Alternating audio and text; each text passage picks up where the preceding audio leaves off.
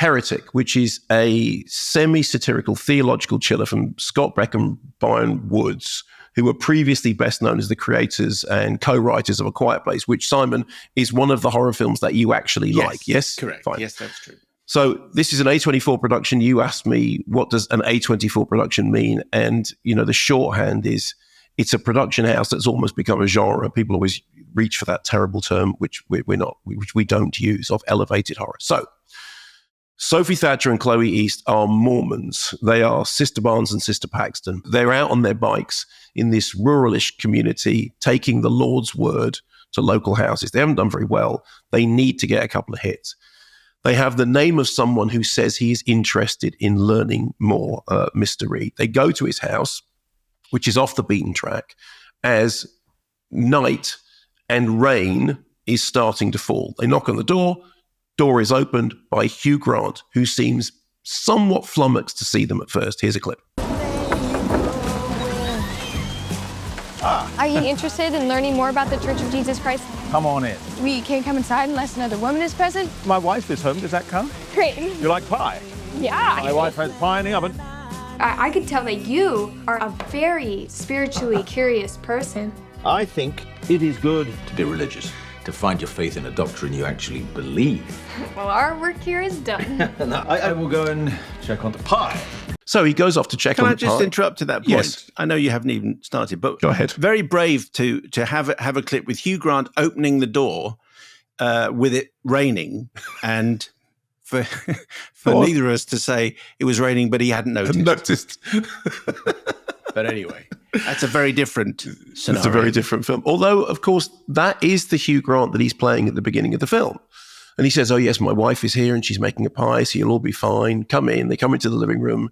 But there is no evidence of his wife, and there's the smell of the pie, but no actual pie.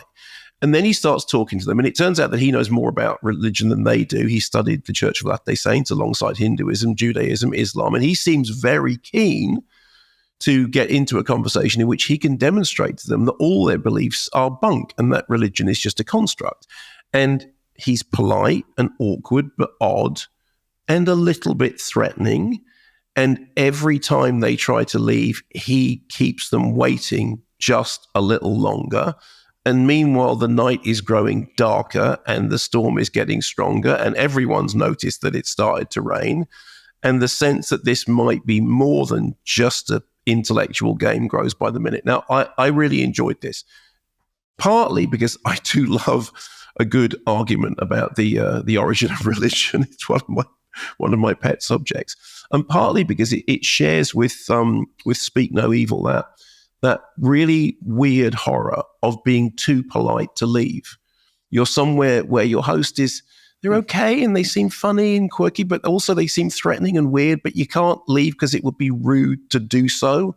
And at the point that you realize that you really want to leave, it may be too late. And the script is very wordy, very dense. It could come off as contrived, but Hugh Grant does a fantastic job of just keeping each new revelation, each new question, just tantalizing enough to keep you wondering, I don't know, is he just weird? I mean, he brings out the board game of Monopoly. Like suddenly he wants to play a game of Monopoly, but then he starts talking about where Monopoly came from and comparing it to where religions came from and saying that what you see and what you believe are two different things. So he's really enjoying himself. So are they. And I think that it's a reminder that particularly in the horror genre, a good idea and basically a single location, although it's an expansive location, can be a really kind of adventurous roller coaster ride. I mean, sounds almost like a play, the way you're describing it. Yes, except it is more cinematic than that, because if you ever describe a film as being like a play, there's a kind of inherent criticism of the filming.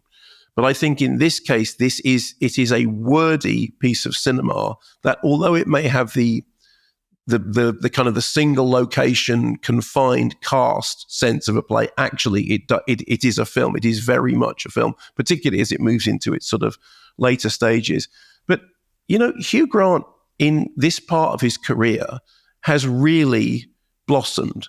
I mean, he was great. Everybody loved him. He was a great comedian. Then he moved in some other stuff. Some of it didn't work. Some of it did. And then he's had this kind of, the best part of his career is now. He is right now in the absolute prime of his, I'm going to say prime of Miss Jean Brodie. And he is just relishing the opportunity to take this role and do that sinister thing about, smiling and laughing in, that Hugh Grant way that suggests that he might have an axe behind him. And I really enjoyed it. Really thought it was fun.